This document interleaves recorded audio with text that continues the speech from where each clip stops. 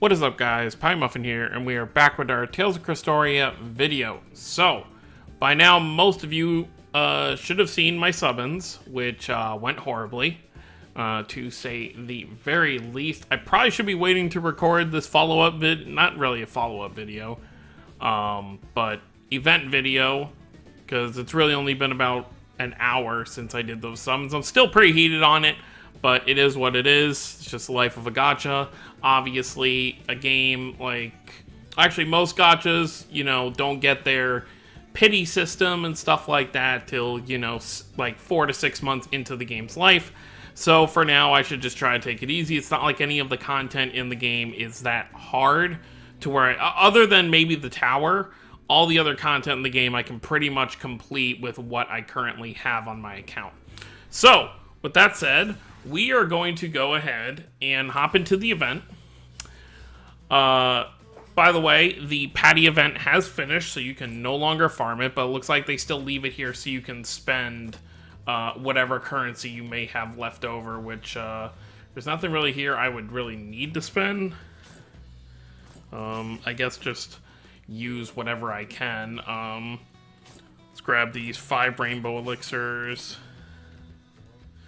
Just because I know I'll forget to do it later. There we go. That's good enough.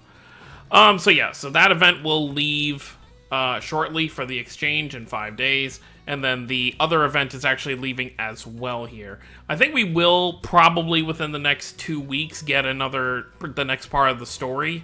And hopefully it's the entire part of Chapter 5. So that way we can get all the different difficulties, which would be good for me because then I can summon some more. Because until the Zealous and Sophie banner leaves, or until I pull Zealous or Sophie, I'm going to keep summoning on it. Just because I really need wind and water units, so there's no reason for me not to summon. But enough about that. So I've completed the event. I went and did the story portion and the farming portion of the actual stages, and I have cleared all these stages at least once. So we're going to hop into the very hard stage and just kind of show what it is. And we have a brand new enemy in this thing. I'm definitely going to try and grab this Velvet doesn't have... I wanted to grab that Velvet. I mean, I guess she's still better. Yeah, let's go ahead. Let's grab this Velvet. She has 2 dupes in her. And this is the team I'm going to be using. I would bring Dazzle, but not having a Mystic Guard I feel like doesn't help the situation. So we're definitely just going to go ahead and run with this. So at least being able to bring a support is at least something. So let's hop in, and I'll show how it kind of goes here. So as you can see, it's like a water dragon. We're in like a new kind of like land area, which is all pretty cool. Hopefully we can get some help here. The event's only been live for about an hour, so I have had a little bit of trouble here and there trying to get people, but I'm very hard. I haven't had too much trouble. Usually the people that didn't read the event or just kind of sped through it like I did are usually the ones who are already in here. So you can... Velvet's going to be absolutely amazing for this. So if you do have Velvet, I definitely think you're going to have a good time. Even, you know, Saray will be fine. Kohaku's okay. She's not bad, but she's definitely not going to hit as hard as Velvet and Saray. And then, of course, if you have Summer Konono, or Summer Earhart, rather. And then, of course, the new Zelos, you'll definitely be doing great here. It's very interesting that there's no, like, kind of, like, options when it comes to the bosses, because there are 2 banner units. It's not just 1 banner unit. So, if you are someone who pulled the new Sophie, she's not going to be as useful here as the, We're not going to use that yet, because we don't really need the healing just this second.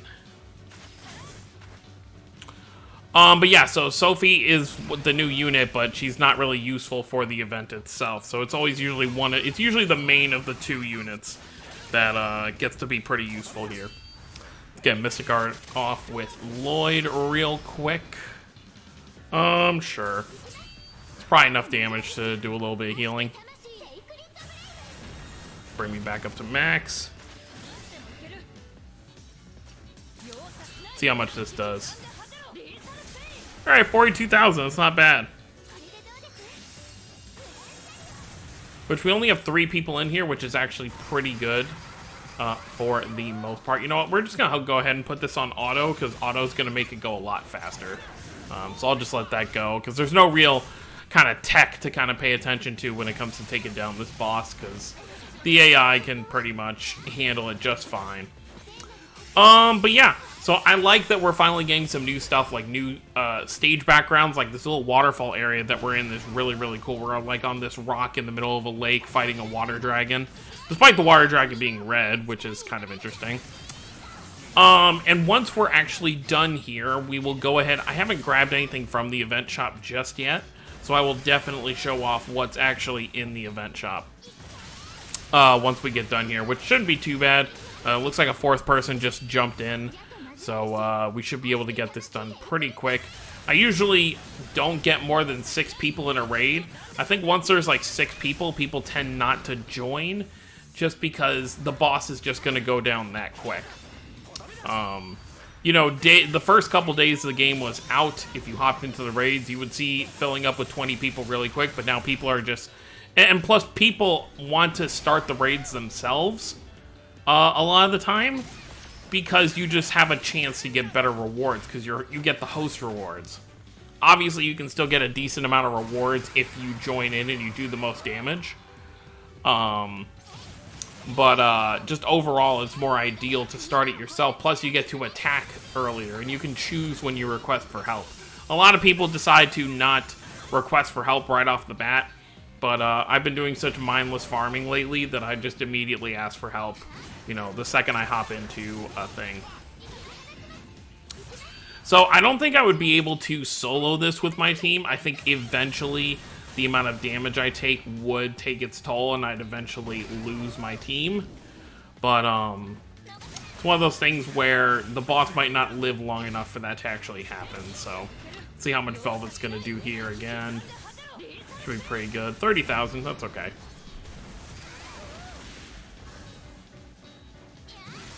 But yeah, I think that's pretty much all there is really to say on the boss. He doesn't really do anything too crazy. He has a defense down from what we saw during this, but it doesn't really look like he has anything else he really does. It looks like he just does a temporary defense down, so you just gotta worry about that, and if you have a healer, definitely bring one. And there goes the boss. Goodbye, Storm Serpent. And then we get to see what our rewards are. We get a decent amount of those little ghost doll things. And that's pretty much it. So before we go ahead and get out of here, quick little short video to kind of show off what's in here. Let's go ahead and look at the exchange real quick. So the Natalia Memoria is a wind Memoria that is meant for archers, which there aren't really that many archers in the game. Hopefully we get a Raven sooner than later. And then kind of the same thing over here with well, not same thing, but we have a Gaia Memoria SR for water units. So I guess if you didn't farm up the Patty Memoria, this would be, or if you just want a second Memoria, maybe you have more than one water unit. This would definitely be good to have. You got your 500 Gleam Stones you can get, which I can, if I do one more run of Very Hard, I can definitely get that. Which will definitely, that'll bring me about halfway to my next multi. It looks like we have a lot of stuff here for, I believe, light units. I believe the Clear Core and Puricite is for light. Let's actually check real quick, because Jude and Milla are the kid. Well, I haven't decided who I'm going to work on first. I think maybe Jude. Let's just go ahead and look at what he needs. Yeah, the Puricite and the Clear Cores. Okay, so this is actually going to be great for working on a light unit. So once I grab all this stuff, I'll be able to instantly either get Jude or Milla. Well, actually, Estelle might be... I know she's just my healer, but it might be good to actually get her up there. That might actually be a decision to make right there. But I'll have to see. Because I don't think I really use Jude or Milla too much right now. So Estelle might be the go-to for right now. But besides that, that's pretty much it. So this is, if you need stuff for light units, especially if you're someone who just pulled Douse, it might be a good idea to farm the event stuff from this shop, which Douse's banner actually does go away soon, so if you wanted to get any last minute summons, it goes away in 9 hours. So make sure you go ahead and do that. And then this banner 6th round for 13 days, which I will be summoning on until I either get something or it goes away. But that's going to be it, guys. Thank you all for watching. Don't forget to subscribe for more if you're new to the channel. I'll see you all next time. Have a wonderful day, everyone.